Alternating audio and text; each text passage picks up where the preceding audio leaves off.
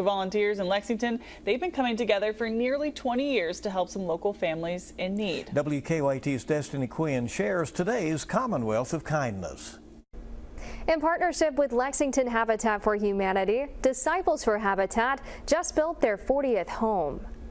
It was my dream to have a decent place to live that feels affordable. A refugee from the Democratic Republic of the Congo, Unda Salamani has lived in the States for 7 years now. He never imagined that one day he'd be able to own his own home. I went through the application process and I thank God I was approved.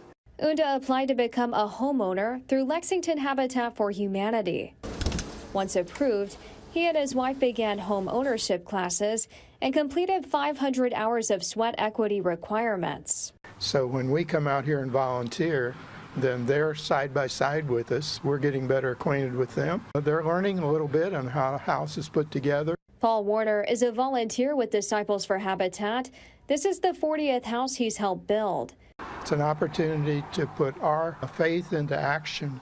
Devoting time, money, and their skills, volunteers with Disciples for Habitat are passionate about providing affordable housing for local families. They have 3 little girls. Hopefully they can grow up and study and go to school here in this home of their own. People having that passion to do for other people, it's something I couldn't imagine.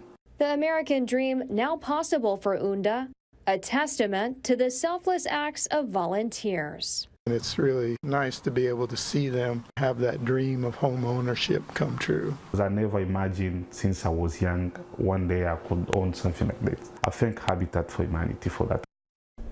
If you're interested in partnering with Lexington Habitat for Humanity to become a homeowner, they're currently accepting applications. We have a link posted on our website with more information.